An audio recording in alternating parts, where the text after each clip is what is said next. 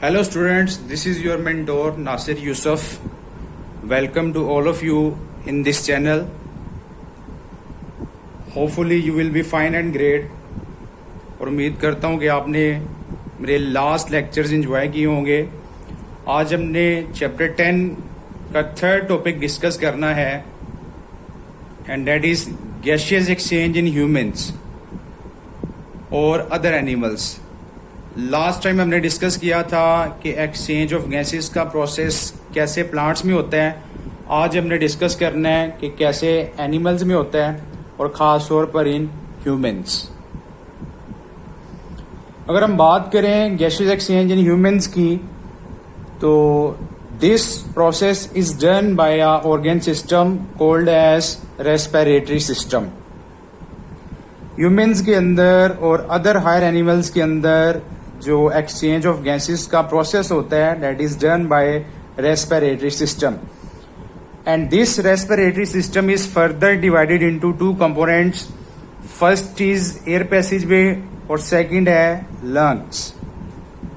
इन दो कंपोनेंट्स पर यह सिस्टम मुश्तमिल होता है और इस सिस्टम के जरिए एक्सचेंज ऑफ गैसेस का प्रोसेस होता है इन ह्यूमंस और अदर एनिमल्स। सबसे पहले हम डिस्कस कर लेते हैं जी एयर पैसेजवे। इसके लिए एक और सिंपल वर्ड लिख लेते हैं पाथवे। पैसेजवे या पाथवे।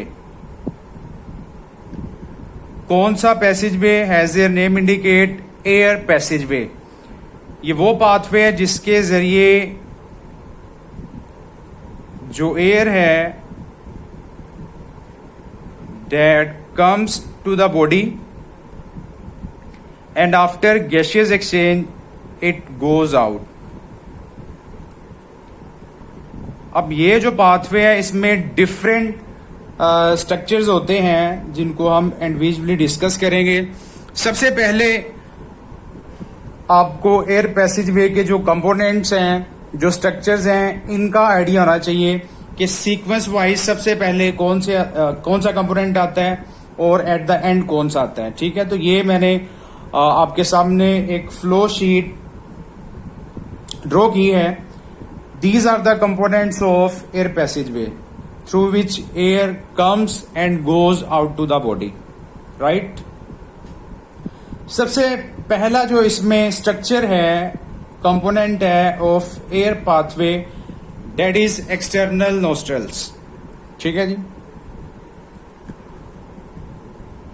अगर एक्सटर्नल नोस्ट्रल्स की बात की जाए तो उसके लिए आपको पता होना चाहिए नेजल कैविटी।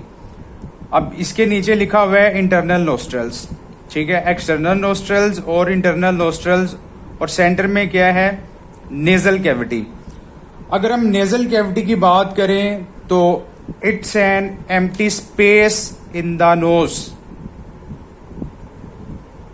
हमारे नोज के अंदर जो एम्प्टी स्पेस होती है उसे क्या कहते हैं? Nasal cavity. अगर यही नेजल कैविटी आउटसाइड ओपन हो तो it is converted into external nostrils. अगर यही नेजल कैविटी इनसाइड आए या ओपन हो, it is converted into internal nostrils. ठीक है जी।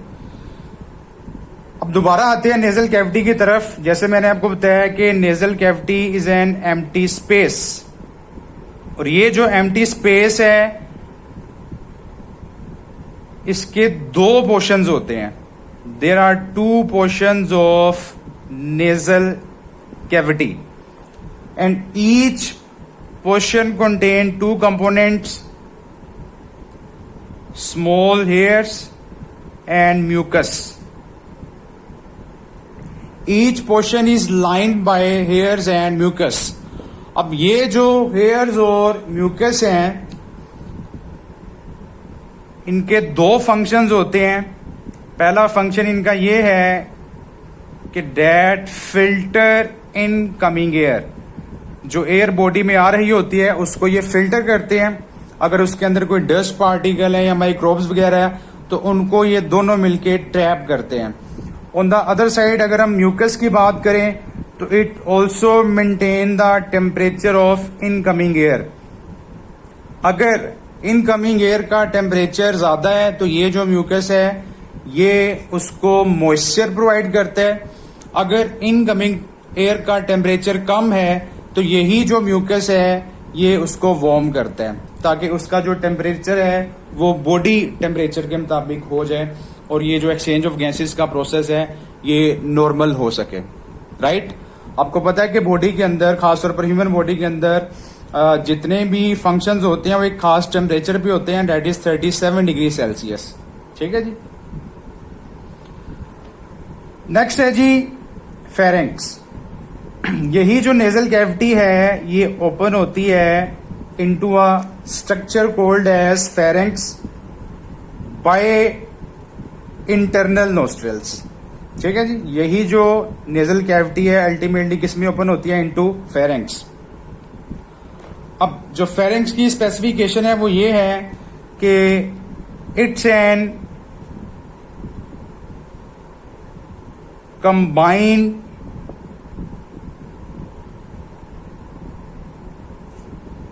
Muscular pathway. ये एयर पाथवे का वाहिद ऐसा पार्ट है that is combined and muscular passageway. Combine से क्या मुराद है? ये दो तरह से काम करता है।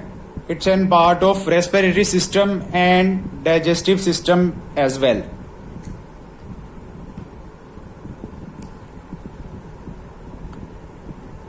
कैसे ये कंबाइन और मस्कुलर पाथवे के तौर पर काम करता है? अगर तो इसमें एयर आती है तो that goes to trachea, right. और अगर हम बात करें as a part of digestive system तो जो इसमें फूड आएगी that goes to oesophagus. I repeated कि it's an combined muscular passageway that works for both air and food. अगर एयर है तो डेट गोज टू ट्रैकिया और अगर फूड है तो डेट गोज टू ओसोफेगस। सो इसके अंदर स्ट्रक्चरल अडेप्टेशन होती है कि ये एट अ टाइम दोनों तरह की फंक्शनिंग को परफॉर्म कर रहा होता है, एयर को भी अलाउ करता है और फूड को भी अलाउ करता है। लेकिन ऐसा हरगिज नहीं होता कि जो फूड है वो ट्रैकिया में चली जाए या जो एयर है वो ओसोफेगस में आ जाए। ठीक है, इसके लिए इसके पास स्ट्रक्चरल अडेप्टेशन होती हैं। वो स्ट्रक्चरल अडेप्टेशंस क्या हैं? फॉर एग्जाम्पल आप इस स्ट्रक्चर को कंसीडर कर लें फेरेंक्स और इट लीड्स टू लैरिंक्स। अब इसकी जो फ्लोर साइड है उस पे एक स्मॉल ओपनिंग होती है और इस ओपनिंग को कहते हैं ग्लोटिस। ठीक है जी, there is an small opening at the floor side of pharynx called as glottis. अब इस ग्लोटिस के ऊपर एक लिड लाइक स्ट्रक्चर होता है and that is called as epiglottis.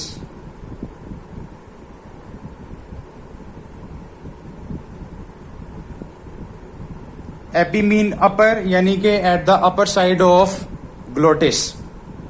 अब इसका फंक्शन क्या होता है?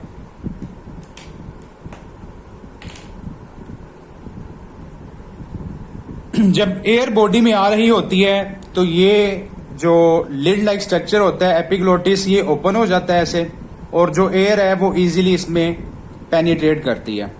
ठीक है जी, मैंने आपको अभी बताया कि जो फेरिंक्स है इसके अंदर स्ट्रक्चरल अडेप्टेशंस होती हैं फॉर एयर एंड फूड। लेकिन जब फूड आ रही होती है इसके जरिए तो यही जो एपिग्लोटिस है, ये लिड लाइक स्ट्रक्चर, ये ढक्कन है, ये ऐसे बंद हो जाता है और जो फूड है वो इजीली ट्रैकिया की बैक साइड में ओसोफेगस में चली जाती है। इसको थोड़ा सा और क्लियर कर लेते हैं।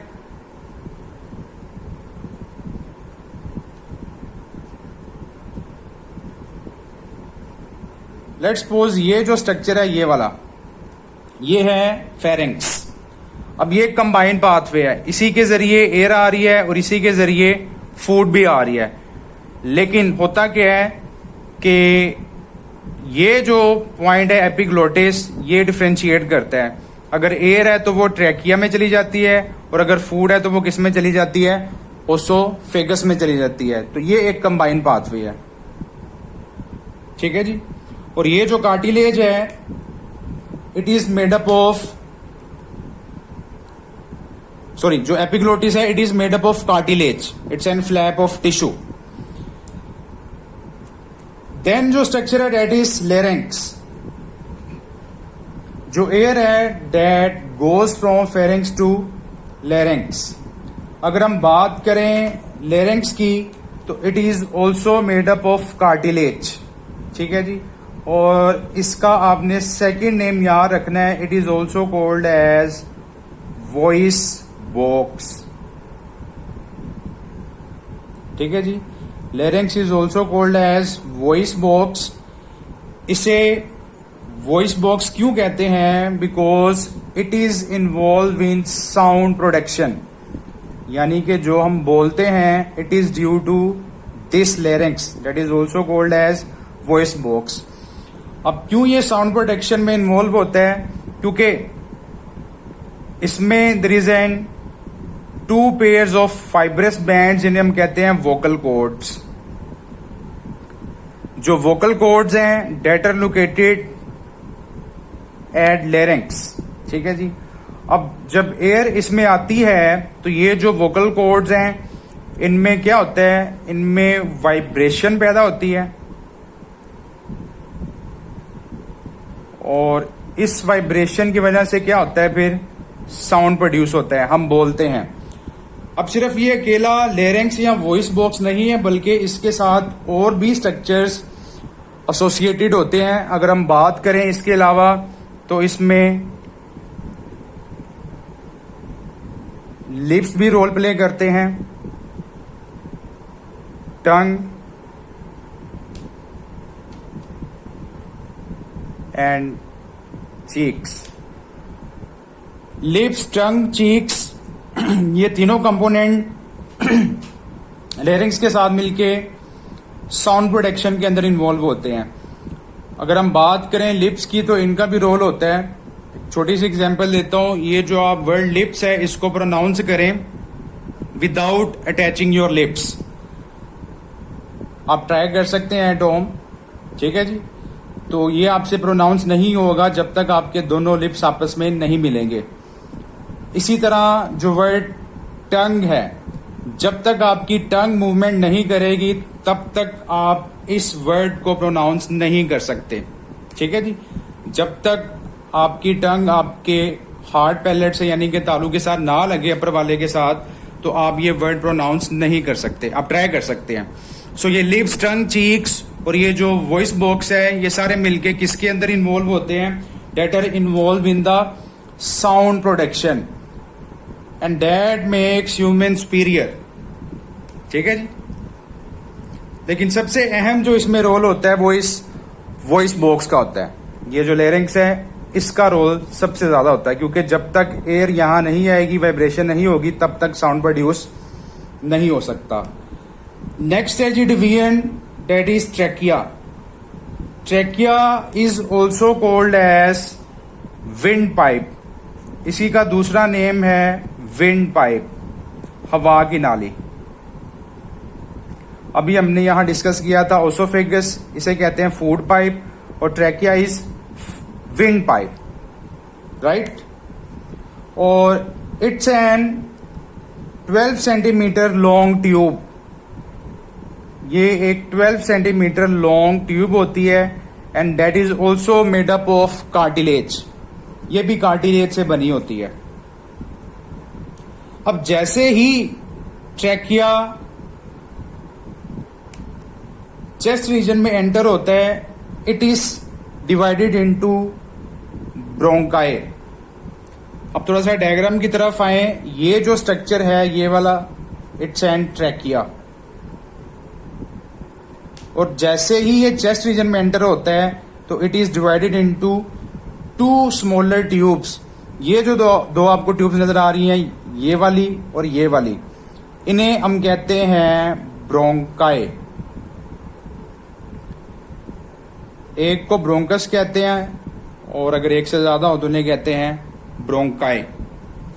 That is also made up of cartilage. C shape के कार्टिलेजिनस स्ट्रक्चर होते हैं ट्रैकिया के अंदर और ब्रोंकाई के अंदर, जो इसको कोलैप्स होने से बचाते हैं। यानी कि ये जो आपको नजर आ रहे हैं, these are the C shaped cartilaginous structure. ठीक है जी। सो यहां आपने वर्ड याद रखना है कि ट्रैकिया जैसे ही चेस्ट रीजन में एंटर होता है, it is divided into smaller tubes, और इन स्मॉलर ट्यूब्स को क्या कहते हैं? ब्रोंकाई। ब्रोंकाई भी कार्टिलेज पर मुश्तमिल होता है। ठीक है जी। देन जो डिवीजन है दैट इज ब्रोंक्यूल्स। जैसे ही ब्रोंकाई आगे फर्दर फाइन ट्यूब्स में, ये आपने की पॉइंट्स याद रखने हैं। यहां मैंने आपको बताया है कि स्मॉलर ट्यूब्स, और यहां क्या वर्ड आ गया? Fine tubes. यही जो ब्रोंकाई है ये आगे फर्दर फाइन ट्यूब्स में कन्वर्ट हो जाते हैं। ये आपको डायग्राम में नजर आ रहा होगा, ये वाली जो फाइन ट्यूब्स हैं इनको हम कहते हैं ब्रोंक्यूल्स।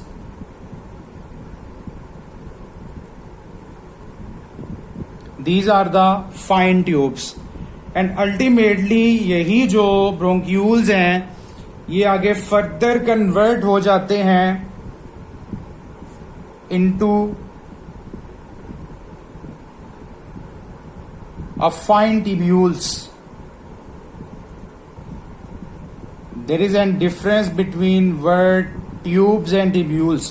जो tubules है वो छोटी ट्यूब्स होती हैं और जो फाइन ट्यूब्स हैं ये वाली इससे बड़ी होती हैं और ये सबसे बड़ी होती हैं। ठीक है जी। ये अब आपको जो फर्दर ये नजर आ रही हैं फाइन ट्यूब्यूल्स, इन्हें हम क्या कहते हैं? Alveolar ducts. So bronchioles are converted into fine tubules called as alveolar ducts.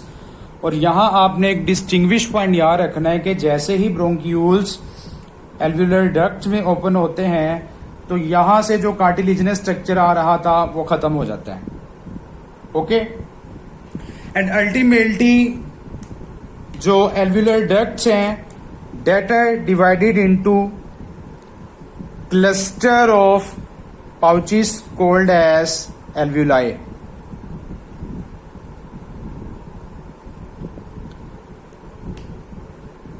I repeated कि यही जो एल्व्यूलर डक्ट्स हैं ये आगे फर्दर क्लस्टर्स ऑफ पाउचेस में कन्वर्ट होती हैं जिन्हें क्या कहते हैं? एल्व्यूलाई।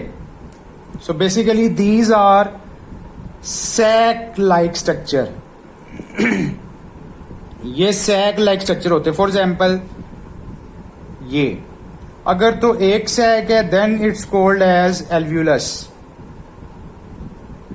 और अगर बहुत से सैक हैं तो फिर हम इन्हें क्या कहेंगे? एल्व्यूलाई। अब यहां आपने एक खास बात याद रखनी है कि these alveoli provide respiratory surface. It's an very important point.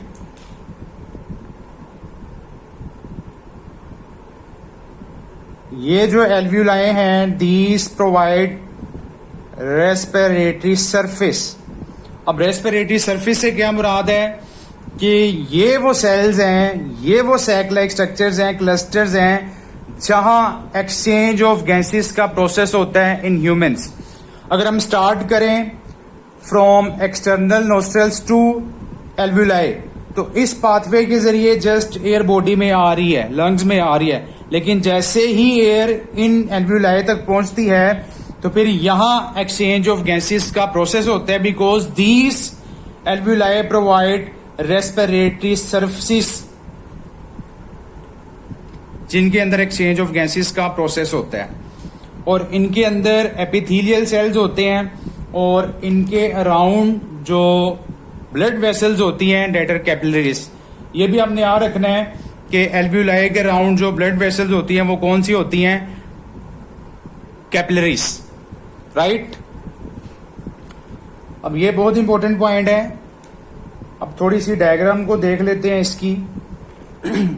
इन्हीं को आप अगर माइक्रोस्कोपिकली स्टडी करें एल्वुलर डक्ट्स को,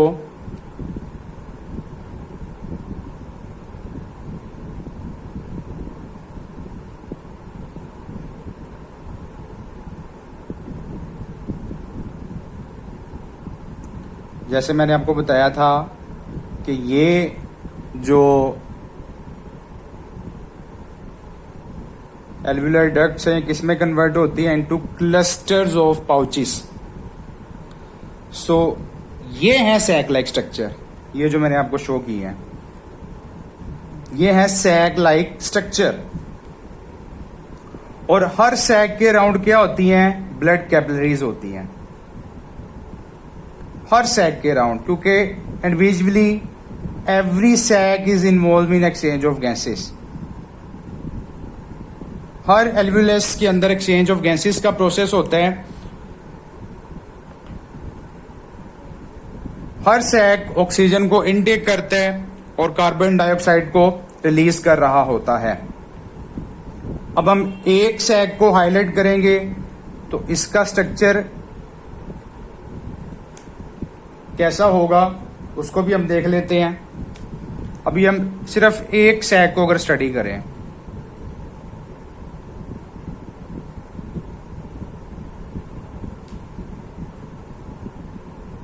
लेट्स सपोज ये एक सैक है, राइट, और इसी के अराउंड मैंने आपको बताया क्या होती हैं, ब्लड वेसल्स होती हैं। और ब्लड वेसल्स कौन सी वाली होती हैं, कैपिलरीज होती हैं।